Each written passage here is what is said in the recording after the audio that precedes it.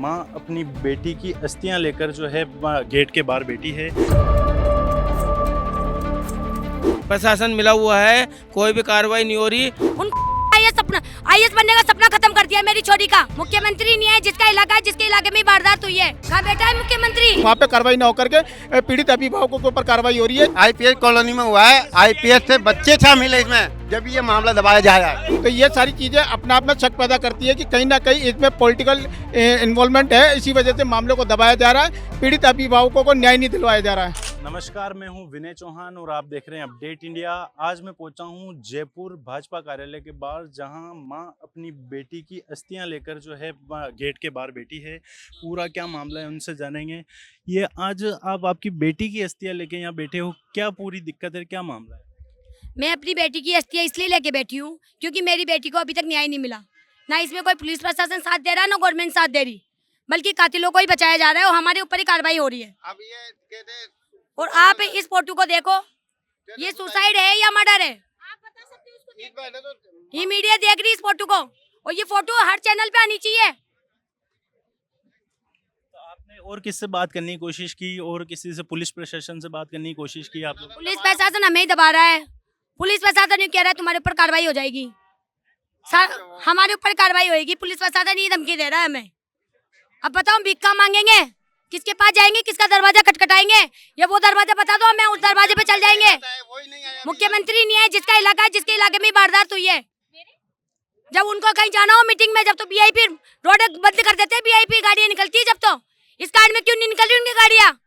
कहाँ बैठा है मुख्यमंत्री?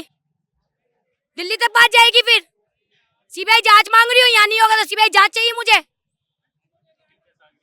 15 साल की नाबालिग बच्ची है, दोनों है। रेप हुआ ही थी सर, वो मर्डर हुआ है। ये पोस्टमार्टम वो है रिपोर्ट, उसमें भी आ गया रेप का, लेकिन पुलिस कोई कार्रवाई नहीं करी।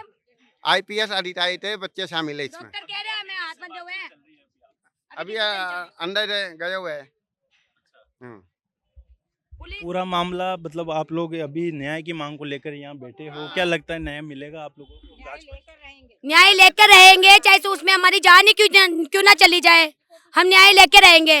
उसके लिए चाहे 10 दिन लग जाए, 15 दिन लग जाए, 20 दिन लग जाए, न्याय लेकर रहेंगे। 12वीं क्लास में आईएएस बनने का सपना था उसका। उन कुत्तों ने आईएएस बनने का सपना खत्म कर दिया मेरी छोरी का। वंशिका का, मेरी बेटी का मर्डर है। इसमें कोई सपोर्ट नहीं कर रहा, ना गवर्नमेंट कर रही है, ना पुलिस प्रशासन कर रही है। इसलिए हम आज यहाँ पे धरना दे रहे हैं बीजेपी कार्यालय के बाहर। एक महीने 7 दिन हो गए, अभी तक हमारे को कोई प्रशासन से इनसे कुछ नहीं मिल रहा। प्रशासन मिला हुआ है, कोई भी कार्रवाई नहीं हो रही। और जब हमने 3 दिन पहले प्रेस कॉन्फ्रेंस वगैरह करी, उसमें क्लियर बोल दी 2 दिन का अल्टीमेटम देने के बाद में हम बीजेपी कार्यालय पर धरना देंगे। तो अभी तक कोई भी प्रशासन से बात की होगी आप लोगों ने? कोई वो बात नहीं है। कोई उसको जिस लेवल पे अधिकारी शामिल है। क्या आईपीएस लेवल पे अधिकारी शामिल है। हाँ, वो दबाए बात तो कत्ल को, मर्डर को है ना, सुसाइड का नोट, सुसाइड बता रहे। रेप और मर्डर दोनों है, ये रेप ही है। हाँ, बाजी पोस्टमार्टम रिपोर्ट में आ गई ये बात। ये आपके पूरा मामला है। ये देखिए आपकी किस तरीके से इनका ये कह रहे हैं कि ये रेप का मामला है और मर्डर है, ये कहीं ना कहीं उसने आत्महत्या नहीं की थी। बीजेपी के कार्यालय के बाहर जो है आज धरना प्रदर्शन करने जो है ये बैठे हैं। ये देखिए आप अस्थियां लेकर, वंशिका की अस्थियां लेकर जो है ये बैठे हैं। ये अस्थियां लेकर वंशिका की, और फोटो लेकर जो है उसके परिवारजन यहाँ पर धरना प्रदर्शन कर रहे हैं। या उसको गिराया गया था या क्या कुछ इस पूरे मामले की डिटेल है वो जानेंगे हम। लड़की ने सुसाइड की थी या उसको गिराया गया था, क्या पूरा मामला? भाई, जिस प्रकार की मेडिकल रिपोर्ट सामने आई है उसमें ये पूरी तरह से स्पष्ट हो रहा है कि लड़की की हत्या की गई है, क्योंकि जिस प्रकार के इनपुट रिपोर्ट के अंदर दर्शाए गए हैं वो इनपुट केवल हत्या के ही हो सकते हैं, आत्महत्या के नहीं हो सकते हैं। और जिस जगह पे बच्ची की बॉडी मिली वो एरिया इतना कॉन्फिडेंशियल एरिया था कि वहाँ पे कोई परिंदा भी पर नहीं मार सकता था बिना सिक्योरिटी की इजाज़त के।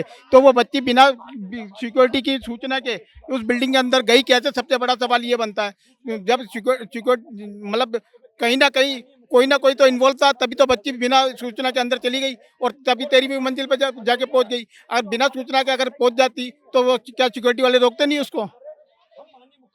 तो ये सारी चीज़ें अपने आप में शक पैदा करती है कि कहीं ना कहीं इसमें पॉलिटिकल इन्वॉल्वमेंट है। इसी वजह से मामले को दबाया जा रहा है, पीड़ित अभिभावकों को न्याय नहीं दिलवाया जा रहा है। आज 1 महीना हो गया है, 1 महीने से बच्ची के माता पिता के मोबाइल जब्त किए हुए हैं, जबकि आरोपियों के जब्त होनी चाहिए थे, आरोपियों के ऊपर कार्रवाई होनी चाहिए थी, वहाँ पे कार्रवाई न होकर के पीड़ित अभिभावकों के ऊपर कार्रवाई हो रही है। यही सबसे बड़ी प्रताप नगर थाना।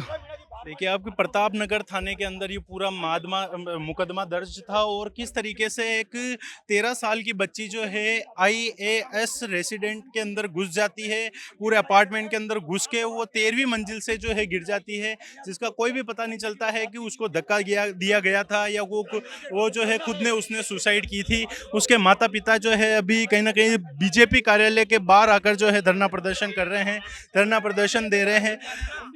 पूरा मामला किस तरीके से था और किस तरीके से सुसाइड किया उसने? मर्डर आईपीएस कॉलोनी में हुआ है। IPS से बच्चे शामिल है इसमें, जब ये मामला दबाया जा रहा है। गोपाल थेनी भाजपा मंडल अध्यक्ष ने धरना उठाया था हमारा 1 महीने पहले, 35 दिन पहले। वो बोला कि हम आपकी को तैयार है, लेकिन वो भी कुछ नहीं किया, धरना उठाता है। तो अब और कौन कौन शामिल था, क्या लगता है कौन कौन शामिल? इसमें IPS अधिकारी है, बच्चे शामिल है। पूरा देखें मामला कि आज अस्थियां लेकर जो है यहाँ पर पूरा परिवार जो है अपनी बच्चे की न्याय की मांग को लेकर BJP कार्यालय के गेट के बाहर बैठ गया है। चाहे इनका कहना है कि IAS जो अपार्टमेंट था उसके अंदर जो है उसके अंदर पूरा ये मामला हुआ था, जहाँ बच्ची 13वीं मंजिल पर जाकर जो है नीचे गिर जाती है।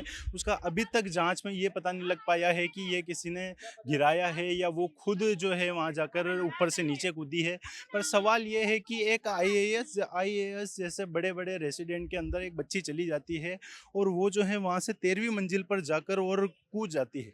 क्या वहाँ पर कोई सिक्योरिटी गार्ड नहीं था? क्या वहाँ पर उसको कोई रोकने वाला नहीं था? ऐसे कैसे एक बच्ची इतने बड़े अपार्टमेंट में जाकर कूद जाती है और इस तरीके से संदिग्ध हालात में उसकी मौत होती है? इनका दावा है कि उस बच्ची ने आत्महत्या नहीं की है, उसने कहीं ना कहीं जो है उसको गिराया गया है या वहाँ पे उसको जो है कत्ल किया गया है उसका, या उसके साथ जो है रेप जैसा मामला किया गया है। यह पूरा मामला BJP के बाहर जो है आज पूरा परिवार जो है अपनी बच्ची की तस्वीर लेकर, उनकी अस्थियां लेकर पूरे न्याय की मांग को लेकर बैठा है।